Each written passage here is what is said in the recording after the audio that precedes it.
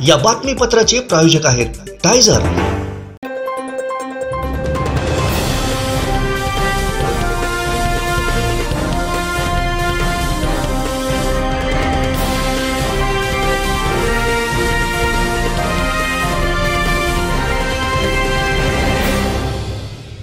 नमस्कार, आपण पाहताय कोकणचा नंबर 1 महा चॅनल कोकण 7 लाईव्ह। बातमीपत्रात आपलं स्वागत। सुरुवात करूया हेडलाईन्सना। हेडलाईन्सचे प्रायोजक आहेत टायझर, गो रॉयल विथ ऑक्सफर्ड।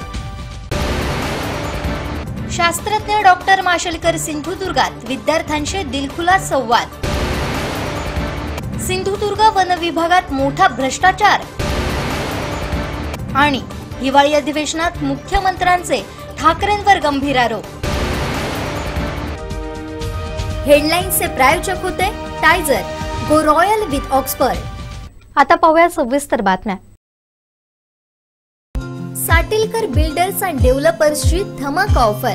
आता बंगलो खरेदी करा, तोही फ्लॅटच्या दरात।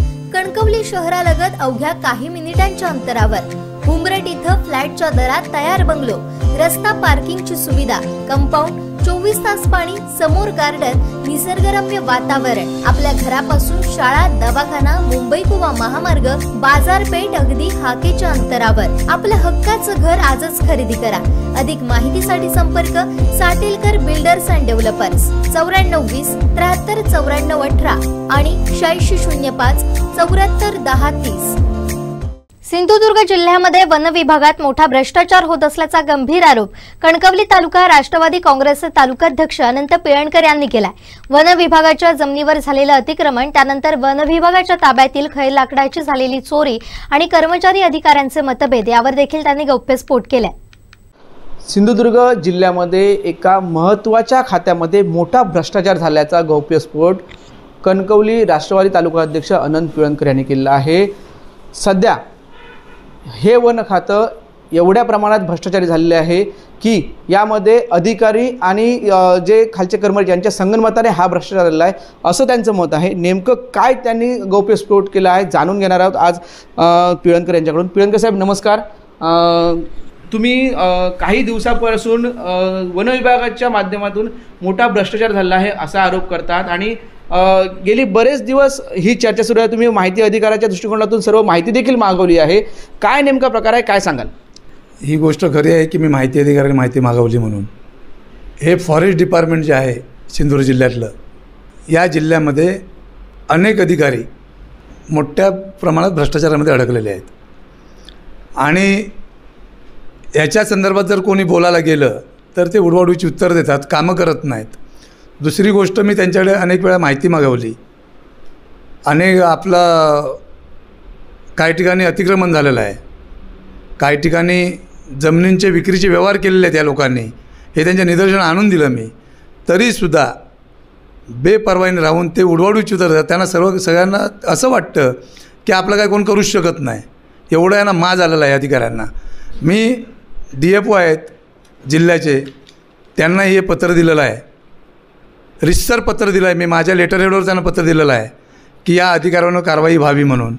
त्या अधिकाऱ्यांवर कारवाई होत नाही याचा अर्थ त्या अधिकाऱ्यांचाही त्याच्यात हात आहे आणि आम्हाला त्यांच्यावर आरोप आहे की DFO जर असं करत असतील तर हे चुकीचं करतायत, ते खालच्या अधिकाऱ्यांवर कारवाई का करत नाहीत, ह्याला कारण काय? दुसरी गोष्ट, ह्या कणकवली, खास करून कणकवली तालुका हा फार मोठ्या भ्रष्टाचारात अडकलेला आहे।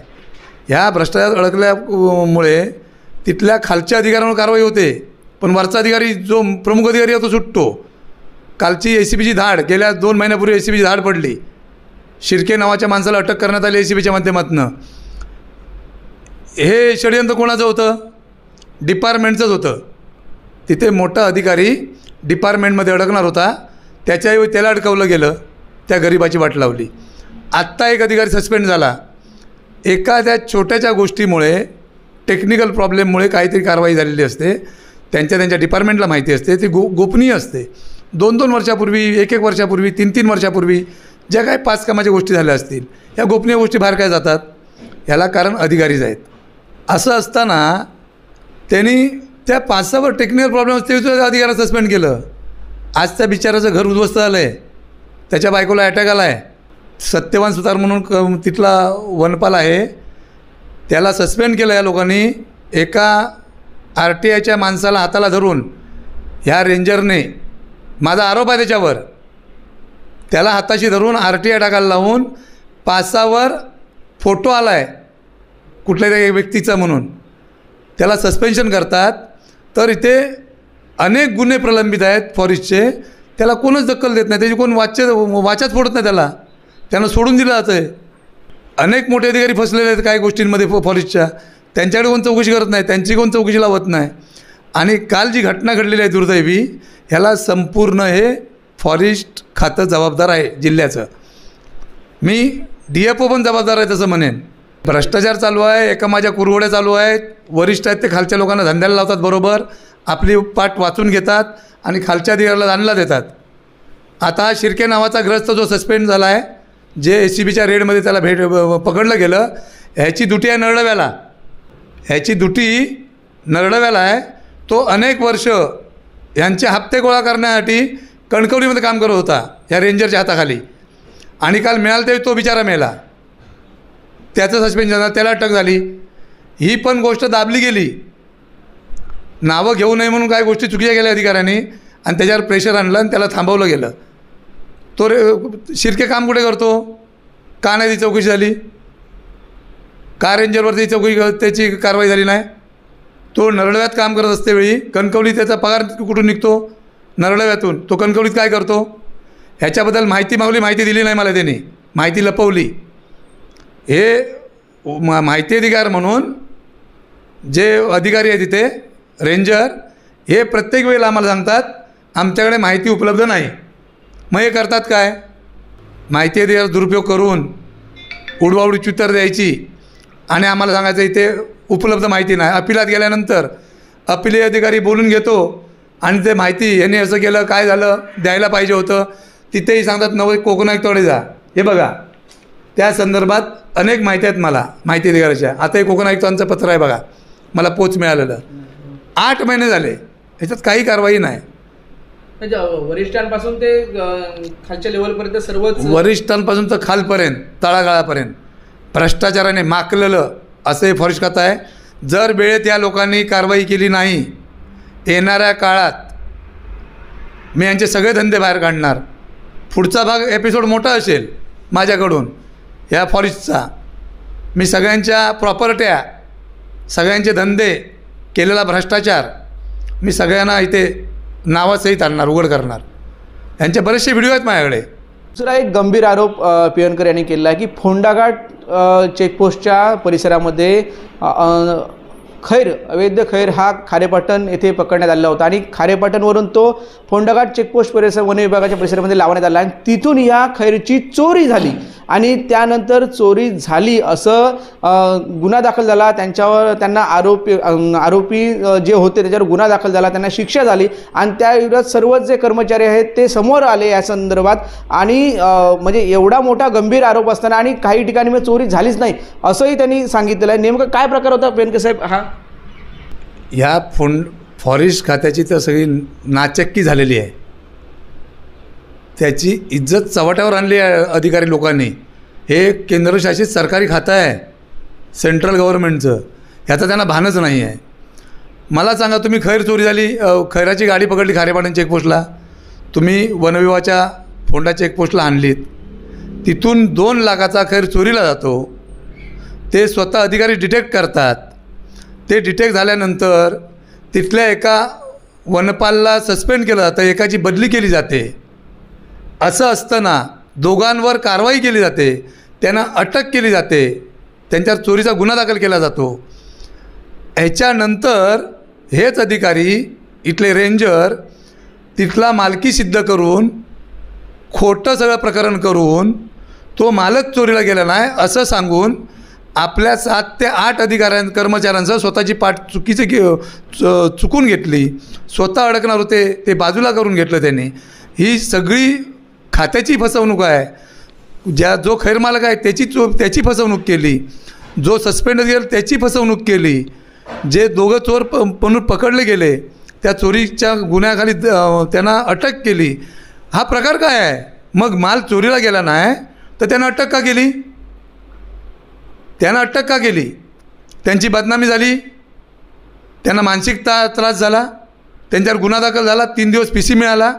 मग चोरी झाली नाही ते कारण, त्यांना अटक करण्याचं कारण काय आहे? ह्याचा खुलासा का करत नाही रेंजर?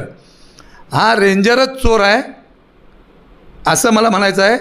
आणि ते अगदी मी पुराव्याने सिद्ध करू शकेन की हे रेंजर याच्यामध्ये आहेत. स्वतःची पाठ वाचवण्यासाठी, स्वतःची नोकरी वाचवण्यासाठी गोरगरिबांना देऊन ही चोरीच झाली नाही हे परत तेच सिद्ध करतात. मग झालेल्या गुन्ह्याच्याबद्दल ज्या लोकांवर कारवाई झाली, त्यांची बदनामी झाली, त्यांची त्यांची मानहानी झाली, त्यांना मानसिक त्रास झाला, याला जबाबदार कोण? तो सस्पेंड त्याला जबाबदार का? त्याला सस्पेंड का केलं?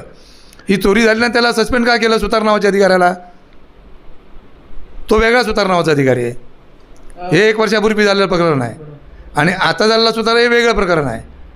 मग ह्या सगळ्या कारवाया करताना तुम्ही खोट्या कारवाया करून स्वतःला वाचवण्यासाठी का अशी खोटी कारवाई करता?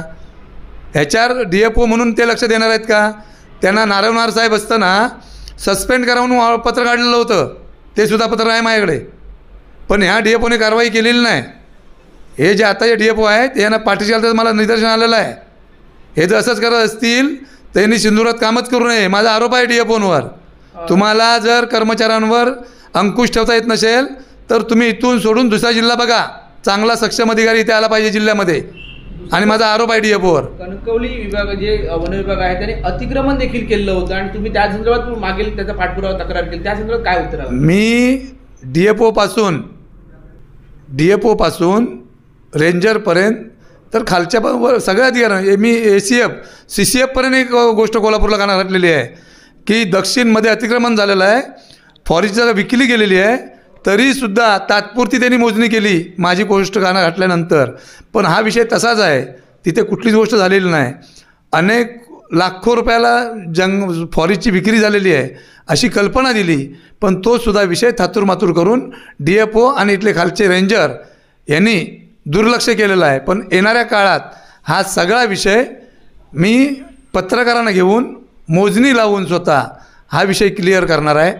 दुसरी गोष्ट की हरकुळमध्ये गणपती मंदिराचा अतिक्रमण झाला म्हणून मी अर्ज केला होता, त्यात कारवाईची मागणी केली होती. हे त्याचे कोकण आयुक्तापर्यंत पत्र आणि पत्रव्यवहार केलेला आहे. मूळ विषय असा आहे, मी गणपतीचा भक्त आहे. पहिली गोष्ट सगळ्यांनी लक्षात आलं पाहिजे, त्या गावाल्यानंही कळालं पाहिजे हरकुळच्या, की मी मंदिर पाडायचं म्हटलं नाही. माझी तक्रार अशी आहे, माझा आरोप अधिकाऱ्यांवर आहे की या फोंडा घाटमध्ये हजारो लोक मृत्युमुखी पडलीत ॲक्सिडंटमध्ये. 1 इंचाचा रस्ता फॉरेस्ट डिपार्टमेंट रुंदीकरणासाठी देत नाही. हजारो लोक मेली आहेत, हजारो. ॲक्सिडंट तर दररोज 1-2 ॲक्सिडंट होतात. याच्यानंतर माझ्या लक्षात आलं की मोठ्या प्रमाणात अतिक्रमण झालेलं आहे आणि अधिकारी, मी त्यात माहिती मागवली त्यांच्याकडे. 2018-19, 19-20 या काळामध्ये जे अधिकारी होते त्यापासून तर आज 23पर्यंत जवळजवळ 5 वर्षाचा कालावधी, ह्या अधिकाऱ्यांनी तिथे लक्षच दिलेलं नाही. तुम्ही केंद्र शासनाचा पगार घेता, तुम्ही सरकारी कर्मचारी आहात, तर तिथे फॉरेस्ट म्हणून तुम्ही काय लक्ष देता? हा महत्त्वाचा विषय आहे. ह्या लोकांनी तिथे असं जाऊन सांगितलं त्या गावच्या लोकांना की पिळणकर तुमचं देऊळ पाडायला आम्हाला सांगतायत. ते लोक मला भेटायला आलेत, माझ्या संपर्कातले माझे कार्यकर्ते काय आहेत, संबंधित लोक आहेत. मी त्यांना सांगितलं, बाबा मी गणपतीचा भक्त आहे, मी देऊळ पाडायला सांगितलेलं नाही. माझी या जे काम करत नाही, जे अधिकारी काम चुकारूपणा करतायत, काम करत नाही, त्यांच्यावर कारवाई झाली पाहिजे. हे नुसते खुर्चीत बसून पगार घेतात, यांचा लक्ष नुसता 7-12. जंगलं चोरीला गेली तिकडे लक्ष नाही आहे. 7-12मध्ये पाचकामामध्ये हे लाकूड व्यापारी आहे, मिलवाले आहेत, खैराचे व्यापारी आहेत. या लोकांच्या हप्त्यात आणि त्यांच्या 7-12त पैसे खूप प्रमाणात मोठ्या प्रमाणात मिळतात. ते लोक मला भेटायला आलेत, माझ्या संपर्कातले माझे कार्यकर्ते काय आहेत, संबंधित लोक आहेत. मी त्यांना सांगितलं, बाबा मी गणपतीचा भक्त आहे, मी देऊळ पाडायला सांगितलेलं नाही. माझी या जे काम करत नाही, जे अधिकारी काम चुकारूपणा करतायत, काम करत नाही, त्यांच्यावर कारवाई झाली पाहिजे. हे नुसते खुर्चीत बसून पगार घेतात, यांचा लक्ष नुसता 7-12, जंगलं चोरीला गेली तिकडे लक्ष नाही आहे. 7-12मध्ये पाचकामामध्ये हे लाकूड व्यापारी आहे, मिलवाले आहेत, खैराचे व्यापारी आहेत. या लोकांच्या हप्त्यात आणि त्यांच्या 7-12त पैसे खूप प्रमाणात मोठ्या प्रमाणात मिळतात. त्याच्यामुळे सरकारी जंगल चोरी जातं आहे, फॉरेस्ट खातं चोरी जातं आहे, फॉरेस्ट अतिक्रमण होतं आहे. ह्याच्याकडे त्यांचं लक्षच नाही आहे, मुळात बिलकुल लक्ष नाही आहे. पण जर रस्ता करत असेल तर ते लगेच रोखतात. जर समजा पायवाट जरी कोणी मागितली तरी हे फॉरेस्ट डिपार्टमेंट कोणाला पायवाटीला एक झाड तोड देत नाही. ही माझी माहिती आहे आणि मी प्रूफ करू शकतो. पण आज एवढ्या मोठ्या प्रमाणात अतिक्रमण, मोठ्या प्रमाणात काजू बागा आलेले आहेत, लोक आज जागा वापरत आहेत फॉरेस्टची, ह्याच्याकडे त्यांचं लक्ष नाही आहे. आर्थिक व्यवहार करून काय अधिकाऱ्यांनी योग्य मी नावासहित जाहीर करेन. मला सगळं माहिती आहे किती लाखो रुपयाला व्यवहार केलेला आहे या काय अधिकाऱ्यांनी. काय अधिकारी बरबटलेले आहेत. मी आज त्यांची नावं घेणार नाही, पण योग्य वेळी पुढच्या एपिसोडमध्ये नावासहित मी सगळ्यांची हे करेन, उल्लेख करेन. कुठे झालं आहे अतिक्रमण, कसा फॉरेस्टची जागा विकली आहे, कोणाला विकली आहे, घेणाऱ्याच्या आणि देणाऱ्याची सगळ्यांची नावं ओपन करेन मी. तुम्ही राजकीय हा एक सगळा जो अधिकाऱ्यांचा सगळा भ्रष्टाचार चालू आहे त्याला एक राजकीय वरदस्त आहे असं एक वाटतंय? खरी गोष्ट आहे. राजकीय वरदस्ताशिवाय एवढा अधिकाऱ्यांना माझी येईलच कसा? ते आम्ही पण राजकीय, मी एक छोटा कार्यकर्ता आहे राजकीय पक्षाचा. मी जिल्ह्याचा उपाध्यक्ष होतो 4 वर्ष. आता मी कणकवली तालुक्यात येऊन काम करतो. मी काय पक्षांना दोष देत नाही आहे, पण जे सत्ताधारी असतात त्यांच्या अभयाखाली हे असे काय अधिकारी त्याचा आधार होऊन काम करतात, त्याचा फायदा घेतात. त्याची ताकद कुठेतरी राजकीय असल्यावर होऊ शकत नाही. एवढं मोठा नदी अधिकारी वर्षानुवर्ष 22, 23 वर्ष या जिल्ह्यामधील अधिकारी काम करत आहेत. मोठ्या प्रमाणात भ्रष्टाचार, करोड रुपयाचा भ्रष्टाचार झालेला आहे. करोड रुपयाचे प्रॉपर्टी आहेत. ह्या एक अधिकाऱ्याचे बंगले 5-5, 6-6 कोटीचे बंगले आहेत. सांगली, कोल्हापूर, पुणा, कराड, सातारा. मी सिद्ध करून दाखवतो. करोड रुपयाचे बंगले आहेत त्यांचे. मग हे पैसे आले कुठून? अनेक ठिकाणी जमिनी आहेत. CPSला जमिनी आहे त्यांच्या. देवगड, मालवण, वेंगुर्ला मेन स्पॉटला जमिनी आहे त्यांच्या. मग एवढ्या प्रमाणात मोठ्या प्रमाणात पैसा आला कुठून? आणि फॉरेस्टला पगार किती आहे? मग मागे लागल्यानंतर मग नाही बोंबलायचा. मी सगळं रितसर काढेन. मलाही थोडा कायदा कळतो. मी कायद्याच्या बाजूतून या गोष्टीला सगळा छडा लावण्याचा प्रयत्न करणार आहे. काल एका गरीब वनपालाची या सस्पेन्शनमुळे पत्नी गमावली आहे त्याने. एक सुसंस्कृत घराण्यातली मुलगी, तिला ते सहन झालेलं नाही. दररोज पेपरला बातम्या, खोट्या नाट्या चर्चा, TV ला बातम्या, याचा शॉक घेऊन ती मरण पावलेली आहे. सत्यवान सुतारची बायको. यालासुद्धा इथले रेंजर आणि काय अधिकारी जबाबदार आहेत त्याच्यासाठी. त्यात जबाबदारी झटकतील. पण मी सिद्ध करेन. तिला जो हृदयविकाराचा झटका आला त्याला कारणच आहे. घरी मुलं, लहान मुलं, तो सस्पेंड, पगार नाही, दररोज बातम्या, वेगवेगळ्या प्रकारच्या खोट्या नाट्या. ह्याच्यातून या अधिकाऱ्यांचं षडयंत्र आहे. ह्याच्यामागे जे अधिकारी आहेत येतील बाहेर. जास्त वेळ लागणार नाही याला. निश्चितच कणकवली राष्ट्रवादी तालुका अध्यक्ष यांनी अनंत पिळणकर यांनी वन विभागामध्ये एवढा मोठा भ्रष्टाचार झाला आहे हे उघड केलेलं आहे. त्याच्यामध्ये सर्वच खालून ते वरिष्ठ पातळीवर कर्मचारी हे देखील आहेत. आणि खैराची चोरी झालीच नाही, आरोपीला अटक झाली, PC झाली, आणि तरी देखील खैराची चोरी झाली असं देखील सांगण्यात आलं आहे. आणि त्यामुळे कुठे ना कुठेतरी हे वन विभाग प्रत्येक ठिकाणी आपली जमीन काम करण्यासाठी देत नाही, पण जर समजा एखाद्याला विकूनही टाकले जाते असं एक अस्पष्ट त्यांनी सांगितलेलं आहे. आणि त्यामुळे कुठे ना कुठेतरी हा भ्रष्टाचार वन विभागामध्ये मोठा होत आहे. ह्याच्यानंतर दुसऱ्याही आणि थोड्या दिवसांनी आपण मोठा खुलासा करणार असं देखील त्यांच्या बोलण्यात त्यांनी सांगितलेलं आहे. साहेब, माहिती अधिकाऱ्यांच्या माध्यमातून तुम्ही ही सगळी माहिती, अधिकारी काय सांगतात, माहिती अधिकाऱ्याला काय उत्तर देतात? हे बघा, सगळा हा फॉरेस्ट डिपार्टमेंटचा भोगळ कारभार आहे. ह्या अधिकाऱ्यांना एवढा माज आलेला आहे. यांना आता त्यांचा माज उतरवायलाच लागेल मला, आणि मी तसा रस्त्यावर उतरणारच आहे. त्यांना माझ्यासारख्या माणसाने सुद्धा माहिती आहे म्हणून ते माहिती खोटी देतात. काल मला 2,500 पानाची माहिती खोटी दिली आहे या गुणकीकरणे.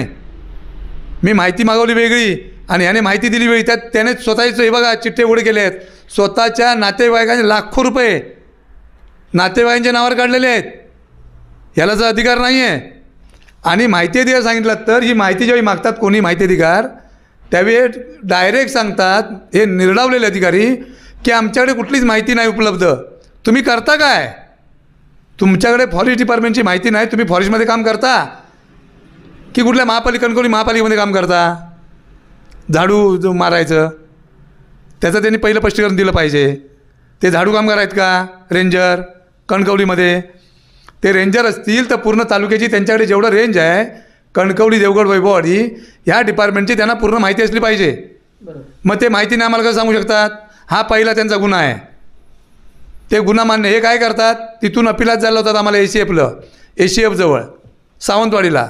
तिथे तक्रार केली की 8-15 दिवसांनी ते बोलवतात. कोणालाही माझं सांगत नाही, सर्वसामान्य माणसाची व्यथा आहे. तिथे बोलवलं की ते तिथे बोलवलं हे स्वतः रेंजर हजर राहत नाही. मग त्याची तिथे सही घेतली जाते, ते हजर नाही, तक्रारदार हजर. तिथे परत काय याला 90 दिवसाच्या आतमध्ये कोकण आयुक्ताला अपील करा. अरे तुम्ही काय खेळखंडोबा लावला आहे का? काय लाजबीज आहे की नाही तुम्हाला? जरा तरी अधिकारी म्हणून तुम्ही पगार घेता ना? तुम्हाला जी माहिती मागितली जाते त्याची साधी माहिती देता. माहिती ते घ्यायला तो अण्णा हजारे माहिती करा बंद करा, RTI बंद करा. तुम्ही पगार घेता ना? तुम्हाला जी माहिती मागितली जाते त्याची साधी माहिती देता. माहिती ते घ्यायला तो अण्णा हजारे माहिती करा बंद करा, RTI बंद करा.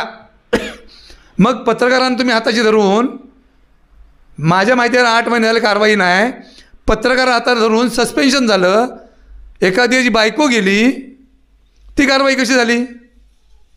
मग तुम्ही डिपार्टमेंटली तुमच्यामध्ये काम झालं तर ते कायदेशीर करून घेता.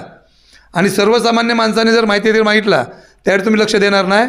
अशा अधिकाऱ्यांना इथून पुढे जागा दाखवली जाईल. यांना खुर्चीत बसू देणार नाही जिल्ह्यात, हे त्यांनी लक्षात घ्यावं. नाही तर मग आमचा हिचका आम्ही दाखवू, आम्ही सोडणार नाही यांना. आमचे दिवसभरातले सर्व अपडेट्स, ताज्या घडामोडी आणि थेट लाईव्ह पाहण्यासाठी सबस्क्राईब करा, लाईक करा कोकणचं नंबर 1 महा चॅनल कोकण 7 लाईव्हचं YouTube चॅनल. वरेनियम cloud limited. Admission MPSC 2024. Classes scholarship परीक्षा. 150 गुणवंत विद्यार्थ्यांना फ्री क्लासेस. नोंदणीची अंतिम तारीख 25 डिसेंबर 2023 संध्याकाळी 6 वाजेपर्यंत. परीक्षेची तारीख 30 डिसेंबर 2023. भोसले नॉलेज सिटीची भारताचे थोर शास्त्रज्ञ, गोव्याचे सुपुत्र डॉक्टर रघुनाथ माशेलकर यांनाही भुरळ पडली आहे. BKC आणि भोसले नॉलेज सिटीचे कार्याध्यक्ष अच्युत सावंत भोसले यांचं कौतुक केलं. त्यानंतर अच्युत सावंत भोसले यांनीही पाया पडत त्यांचे आशीर्वाद घेतले. पाहुयात हा भारावून टाकणारा क्षण. आता मला 1 जानेवारीला 82 वर्ष होतील. तर या 82 वर्षांच्या प्रवासातली ही माझ्या आयुष्यातली एक फार सुंदर सकाळ आहे. आणि त्याची अनेक कारणं आहेत. त्याचं एक कारण म्हणजे अच्युतराव तुम्ही. अच्युत हे विष्णूचं नाव आहे आणि अच्युतचा अर्थ आहे विष्णू अविनाशी. अविनाशी याचा अर्थ टाइमलेस. ह्याचा अर्थ जे काही तुम्ही सुरू करता त्याचा अंत नसतो.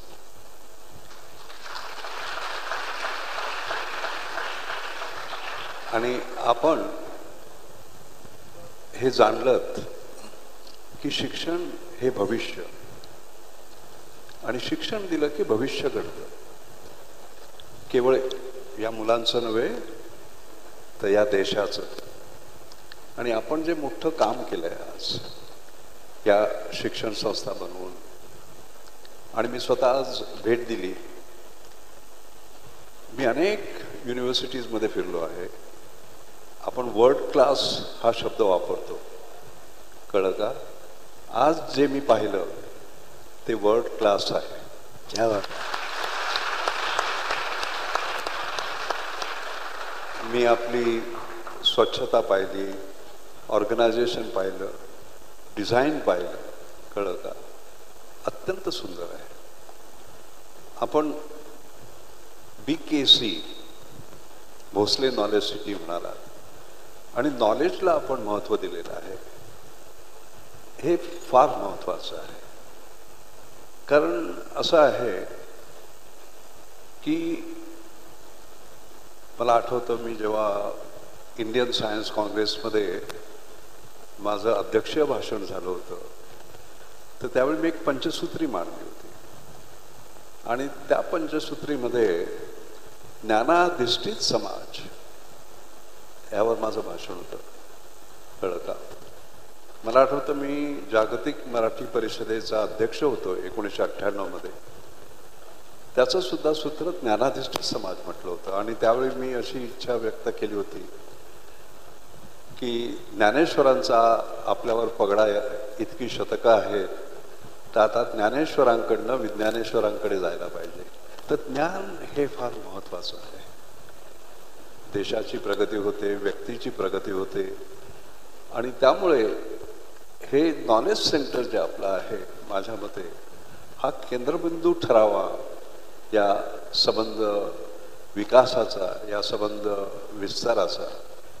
म्हणून सर्वप्रथम तुमचं अभिनंदन करतो, तुम्हाला आशीर्वाद देतो की मोठे व्हा. ह्यांच्यामुळे हे आज घडून आलं. हे जेव्हा मला भेटले तेव्हा ज्याला आपण म्हणतो ना glint in the I and passion in the belly, ते मला दिसून आलं त्यांच्यामध्ये. आणि हा जो अत्यंत अभिनव असा जो आपण उपक्रम केला, ही पुस्तकं घ्यायची, ती वाचायला लावायची, त्यातून तुम्ही काय शिकलात हे पाहायचं, हे माझ्या मते फार महत्त्वाचं आहे. कारण आज आपण असं पाहिलं आहे की वाचनाची आवड कमी होते आहे. कशामुळे? याच्यामुळे एक तर मुलं असं असं करत असतात किंवा असं असं करत असतात, फोकस नसतो. आणि वाचन हे फार महत्त्वाचं आहे, कळलं ना? तर त्यामुळे हे जे मूळ आपली मूल्य आहेत, ही परत आणण्याचा तुम्ही प्रयत्न केला आहे. आज तुम्ही मशेलकरांचं दिलं, उद्या डॉक्टर कलामांचं द्या, परवा आणखी कोणाचं द्या, कळलं का? तर हे मुलांमध्ये तुम्ही जे आज परिक्रम केला, माझ्यामध्ये 1000 पुस्तकं घेऊन ती मुलांमध्ये वाटून अशा स्पर्धा लावणं माझ्या मते भारतात पहिल्यांदा होत आहे. आणि त्याबद्दल मला तुमचं अभिनंदन करावं वाटतं. कारण काय होतं की एकदा हे केलं की मग इतर सगळे करतात, कळलं ना? It's always got to be first. So congratulations for being first.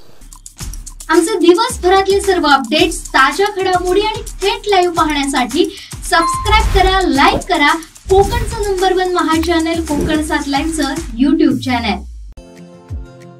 Shri Tuljabhavani complex 1 BHK 2 BHK and shop. Project by Shri Tuljabhavani developers, Gawandiwada opposite Asha park, near Bharad Naka, Malvan, Sindhudurg. आपल्या स्वप्नातील घर प्रत्यक्षात. भारताचे थोर शास्त्रज्ञ, गोव्याचे सुपुत्र डॉक्टर रघुनाथ माशेलकर सिंधुदुर्ग जिल्ह्यात आहेत. भोसले नॉलेज सिटीत ते 1000 विद्यार्थ्यांशी संवाद साधत होते. यावेळी त्यांनी आपल्या बालपणीच्या आठवणींना उजाळा दिला. आईच्या आठवणींनी यावेळी डॉक्टर रघुनाथ माशेलकर भावुक झालेले पाहायला मिळाले. मी अगदी लहान होतो, म्हणजे 6 वर्षाचा होतो तेव्हा माझे वडील गेले. आणि माझी आई शाळेत कधी गेली नव्हती. तिला नुसतं थोडंसं लिहिता यायचं, थोडंसं वाचता यायचं. अशा परिस्थितीत आम्ही मुंबईला आलो. अत्यंत गरिबीचे दिवस होते. मला आठवतं की 2 वेळा जेवायची भ्रांत होती. काही दिवस मी उपाशी झोपलेलो आहे. अनवाणी, मला वाटतं मी काहीतरी 12 वर्षापर्यंत अनवाणी चाललो. महानगरपालिकेच्या दिव्याखाली अभ्यास केला. मी जे आहे आज ते आईमुळे आहे, कारण तिने मला जन्म दिला, हे खरं आहे. पण तिने जी मला मूल्य दिली, ठीक आहे, ती माझ्या मते फार महत्त्वाची आहेत माझ्यासाठी. मला आठवतं ती काही शिकलेली स्त्री नव्हती, पण आता उदाहरणार्थ गणितात मला नेहमी 100 मिळायचे, कधी कधी 97 मिळायचे. मी आपला आनंदी असायचो. ती म्हणायची बस मला दाखव बघू तुझा पेपर. मी 97कडे बघत असे आणि ती 3 मार्क कुठे गेले तिकडे बघत असे. कुठे गेले मला सांग. तर त्यामुळे तिने एक उच्च दर्जा आपण कसा नेहमी ठेवला पाहिजे आयुष्यामध्ये, महत्वाकांक्षा कशी मोठी ठेवली पाहिजे हे दाखवलं. मला एक आठवतं की आमची गरिबी एवढी होती की तिला रोज काही ना काही, इथे शिवणकाम मिळेल, इथे काही दुसरं काम मिळेल वगैरे. आपण जसं म्हणालात तिने ते तागे कितीतरी, फार कष्टाचे दिवस होते. आणि रोज नवीन नोकरी, रोज काहीतरी ह्याच्या शोधात असायची. तर एकदा ती काँग्रेस हाऊसला गेली होती, प्रार्थना समाजजवळ रांगेत उभी राहिली आणि तिची पाळी आल्यानंतर तिला विचारलं की तू 3री पास आहेस का, कारण ते मिनिमम स्टँडर्ड होतं त्याला नोकरीला. तिला खोटं बोलता आलं असतं, कारण 3रीला सर्टिफिकेट कुठे आहे. आयुष्यात कधी खोटी बोललेली नाही. ती म्हणाली नाही मी 3री पास नाही आहे. आणि तिला ती नोकरी मिळाली नाही. आणि त्याच्यानंतर ती परत जाताना स्वतःला म्हणाली की हा माझा अपमान का झाला, कारण मी शिकलेली नाही. मला तर आता काही करता येत नाही, पण मी माझ्या मुलाला एवढं शिकवणार आहे जे सर्वात मोठं आहे. काय ते मला माहिती नाही, पण सर्वात मोठं. मग मी BKM झालो UDCTमधून आणि नोकरी करायला मला हिंदुस्थान लिव्हरमध्ये हे पण मिळाले होते. नाही म्हणायला लागले. मी शोधून काढलंय की PhD म्हणून काहीतरी आहे, ते तू करायला पाहिजेस. मग मी PhD केली प्रोफेसर शर्मा बरोबर. ते झाल्यावर म्हटलं आता संपलं बरं का. ती म्हणाली नाही मी काहीतरी पोस्ट डॉक्टरल रिसर्च असं काहीतरी आहे हे शोधून काढले. कमाल. आणि हा जो तिने ध्यास घेतला की तू पुढे शिकत जा शिकत जा शिकत जा, कारण माझा अपमान झालाय हे ती कधी विसरली नाही. आणि त्याच्यानंतर आपण म्हणालात सागर, ऑनररी डॉक्टरेट देतात, DLiT देतात, डॉक्टर ऑफ सायन्स ऑनररी वगैरे. तर मला सर्व जगातनं मिळालेले आहेत, वेगवेगळ्या देशातनं. लंडनमधनं मिळाले आहे, अमेरिकेतनं मिळाले आहे, साऊथ आफ्रिकामधनं मिळाले आहे. आणि आता आपण म्हणालात त्याप्रमाणे 49 झालेले आहेत. पण जेव्हा 25 होत्या त्यावेळी मला आठवतं मी तिच्याकडे गेलो आणि म्हटलं की मला 25वी ऑनररी डॉक्टरेट मिळाली आहे. आणि तेव्हा ती म्हणाली आता माझं समाधान झालं, आता मी जाऊ शकते. आणि कर्मधर्म संयोग म्हणजे 3 महिन्यात त्या गेल्या. तर हा जो माझ्यावर आईचा प्रभाव आहे हा कळलं. दुसरी गोष्ट अशी आहे की काही वेळा जसं मी म्हटलं भावे सरांनी मला त्यावेळी जे शाळेत शिकवलं त्याचा मला, मी डायरेक्टर जनरल CSIR झालो, त्याच्यानंतर सुद्धा पुढे गेलो, कळलं की नाही. ग्लोबल रिसर्च अलायन्स अशा CSIR सारख्या संस्था, कळलं का. CSIR Australia, CSIR south Africa, Fraunhofer gadget of Germany, VTT Finland, DTI Denmark, TNO Netherlands, अशा जगातल्या सर्व संस्थांचा मी अध्यक्ष होतो. सगळ्यांना एकत्र आणण्याचा हा परिणाम, एकत्र हे आणणं, ही जी कला आहे, हा जो संदेश आहे तो मला त्यांच्याकडनं मिळाला. तर तसंच आईचं सुद्धा. आईच्या 2 गोष्टी मी सांगतो त्याबद्दल, कारण बऱ्याच वेळा असं असतं, मी नेहमी म्हणतो आज माझी आई नाही आहे पण ती सर्व आहे, सगळीकडे आहे. My mother is no more but she is everywhere. त्याचं कारण सांगतो मी तुम्हाला. उदाहरणार्थ काय झालं, 2च उदाहरणं. काय झालं की मी डायरेक्टर जनरल CSIRचा होतो आणि दिल्लीहून माझं काम चालायचं, पण माझी रिसर्च संशोधन हे सतत चालू असायचं. आणि माझ्या प्रयोगशाळा पुण्यात होत्या, नॅशनल केमिकल लॅबोरेटरीमध्ये. तर दर विकेंडला मी यायचो, शुक्रवारी यायचो आणि शनिवारी प्रयोगशाळेत काम आणि रविवारी परत जायचो. आणि मला एक सवय आहे, काय झालं तरी माझ्या खिशात नेहमी पैसे असतात, जसे आता इथे आहेत. कळलं ना? जे असतील ते मी तिला देत असेल. असं जवळजवळ 11 वर्ष चालणार. आम्ही कधी तिला विचारलं नाही की तू त्या पैशांचं काय केलंस.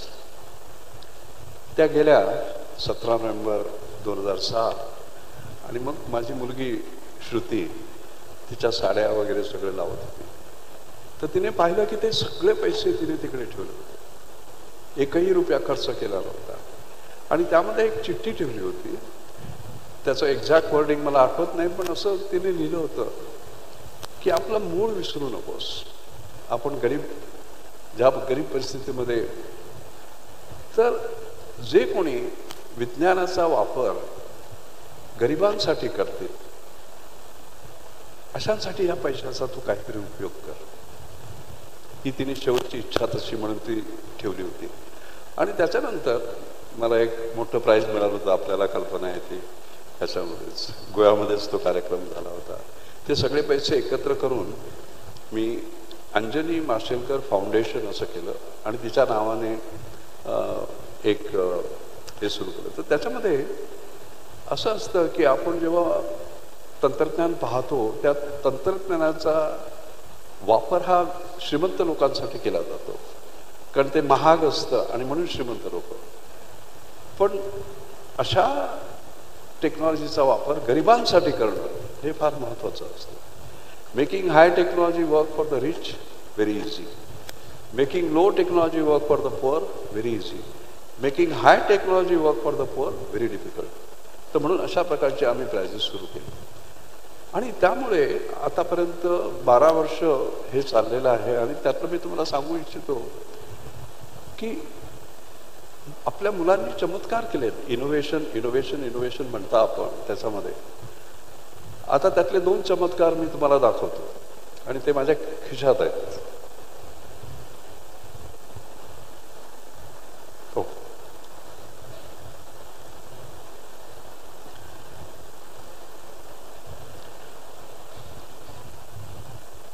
आपल्याला समजा ECG काढायचा असेल, इलेक्ट्रोकार्डिओग्राम, तर आपण काय करतो? हॉस्पिटलमध्ये जातो, झोपतो, मग आपल्याला 12 लीड असतात, नर्स येते, तो ECG काढते, त्याचा प्रिंटआउट येतो, तुम्हाला दाखवतात आणि महागडा पण असतो.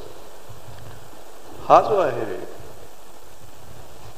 हा ECG आहे, पोर्टेबल ECG, जो तुम्ही खिशात ठेवू शकता, जसा मी आता खिशातनं काढला. कळलं का? हा कसा वापरायचा? हे बघा, इथे हे 2 सेन्सर आहेत. त्या 2 सेन्सरवर तुमचे अंगठे ठेवा 15 सेकंद. हे तुमचं हृदय आहे. हा एक सेन्सर इकडे आहे. 15 second 15 second 15 second 15 second 15 second 15 second. आणि जर तुम्ही एक ॲप डाउनलोड केलेलं असलं, संकेत, तर तो ECG तुमच्यापर्यंत स्ट्रेट जातो. कळलं का? याचा अर्थ काय? समजा सावंतवाडीमध्ये एखाद्या वृद्ध स्त्रीला रात्री दुखायला लागली छातीत आणि हॉस्पिटल फार दूर आहे. मग तिला मोटरसायकलवर जीपवर घालून तिथपर्यंत जायचं वगैरे, त्याची काही आवश्यकता नाही. हे मी जे दाखवलं जर तिने केलं तर जगात कुठल्याही तज्ञाकडे तिचा ECG जाऊ शकतो. किती पैसे पडत असतील त्याला? 5 रुपये. 5 रुपये पर ECG. हे आता ज्याला संकेत आपण म्हणतो, हे 14 देशात गेलेलं आहे. ऑस्ट्रेलियामध्ये आहे, युरोपमध्ये आहे, अमेरिकेत आहे. आणि ते स्कॅन्स किती झालेत माहिती आहे का? 35 लाख स्कॅन झालेले आहेत त्याचे. आणि हे एका तरुण मुलाने केलेलं आहे, राहुल रस्तोगी म्हणून. तर आपली ही जी मुलं आहेत, जेव्हा आपण इनोव्हेशन म्हणतात, तर गरिबांसाठी सर्वात मोठं तंत्रज्ञान आपण कसं वापरू शकतो आणि याचा केवढा फरक पडतो बघा. लांब लांब गावांमध्ये जी मंडळी असते त्यांच्यासाठी हा केवढा फरक. आता दुसरं हे दाखवतो तुम्हाला. ह्याची किंमत किती असेल? 4000 रुपये. कळलं का? पण हे 4000 रुपये एकदाच खर्च करायचे, त्याच्यानंतर तुम्हाला कधीही ते पाहिजे तेव्हा तुम्ही वापरू शकता. तुमच्यापैकी कोणाला घ्यायचं असेल तर ह्याच्यावर जा, आपल्या गुगलवर जा आणि संकेत लिहा की तुम्हाला ते ॲमेझॉन हे करतील, मला तर 4 का 4,500 रुपये किंमत आहे. हे गरिबांसाठी त्या तंत्रज्ञानाचा वापर केलेला हा माझ्या आईचा संदेश होता. हे पैसे घे आणि त्याचा गरिबांसाठी वापर कर. आता दुसरं दाखवते. एखादी माळ आहे असं वाटतं, याला सेव्ह मॉम म्हणतात. सेव्ह मॉम म्हणजे आईला वाचवणं. सेंथिल नावाचा एक मुलगा होता, तर त्याने पाहिलं की त्याची बहीण होती, ती गावात होती आणि तिला अनेक बसेस चेंज करून ह्याच्यामध्ये शहरात जायला लागायचं महिन्याच्या टेस्ट करण्यासाठी त्या गरोदर असताना नेहमी. तर त्याने विचार केला की तिला का तिकडे जायला पाहिजे. त्याने मोठी नोकरी होती त्याच्या ह्याच्यामध्ये, गुगलमध्ये तो काम करत होता, गुगलमध्ये. आणि तो म्हणाला तिला नाही, जागच्या जागी तिचं मॉनिटरिंग व्हायला पाहिजे. तर हे याला IoT सेन्सर बेस्ड सिस्टम म्हणतात. ही नुसती तुम्ही हातात घालायची की तुमचे 7 पॅरामीटर त्याच्यामधनं तुम्ही मेजर करू शकता आणि डिस्टंटली, म्हणजे सगळा डेटा क्लाउडमध्ये जातो बरं का, आणि रिमोट मॉनिटरिंग होतं त्याचं. दुसरं काय असतं की आपल्याकडे, आपल्याला कल्पना असेल, न्यूट्रिशनल हे मोठा चॅलेंज आहे. मला अजून आठवतं की मी माझ्या एका भाषणात काहीतरी ग्रे रिव्होल्युशन असं म्हटलं होतं.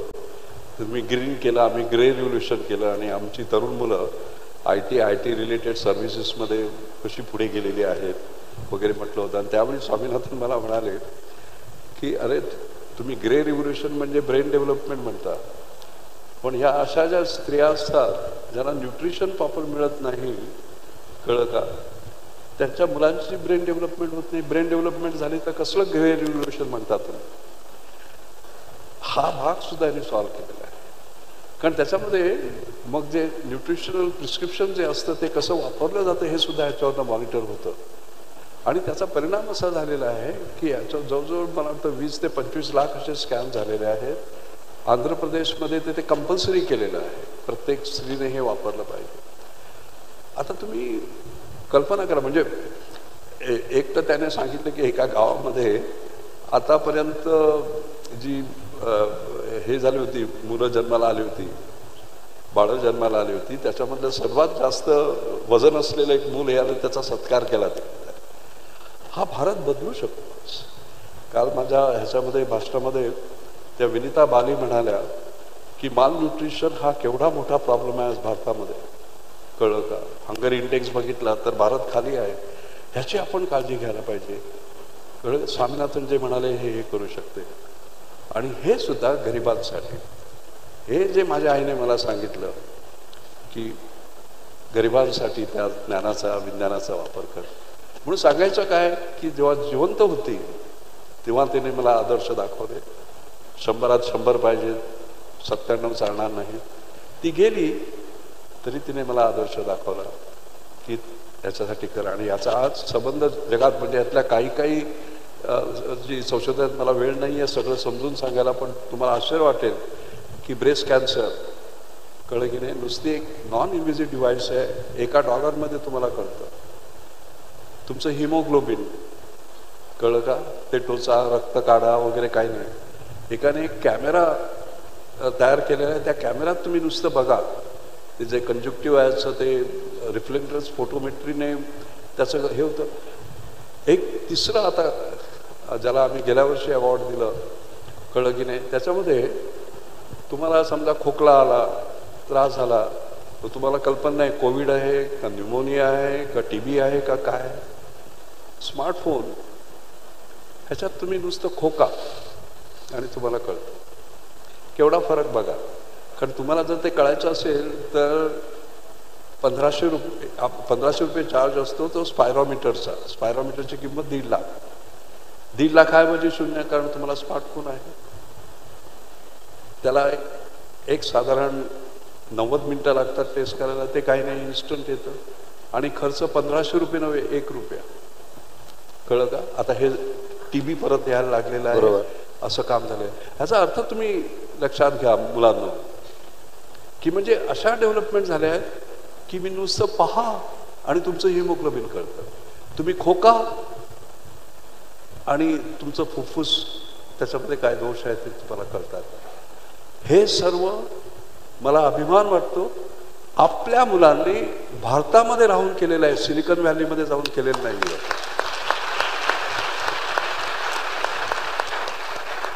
आणि म्हणून आणि आपण इथे केलं, जसं आपले पंतप्रधान म्हणतात make in India for the world.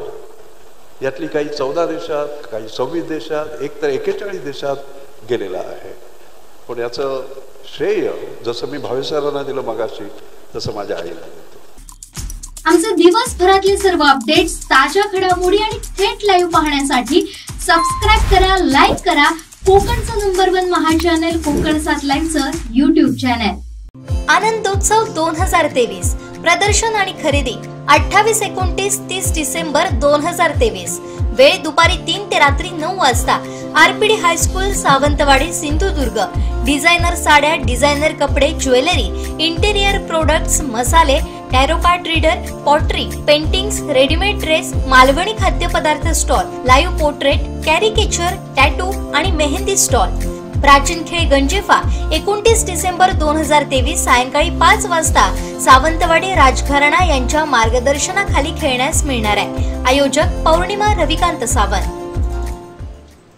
भारताचे थोर शास्त्रज्ञ गोव्याचे सुपुत्र डॉक्टर रघुनाथ माशेलकर सिंधुदुर्ग जिल्ह्यात आहेत. भोसले नॉलेज सिटीत ते 1000 विद्यार्थ्यांशी संवाद साधतायत.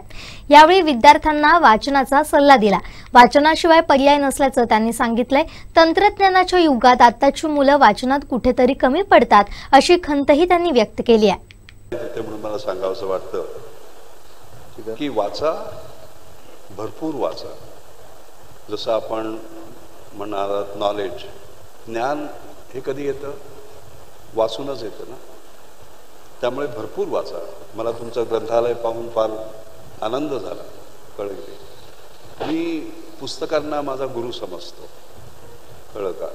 त्यातनं मी माझं लहानपणी अनेक प्रयोग केले वाचण्यासाठी.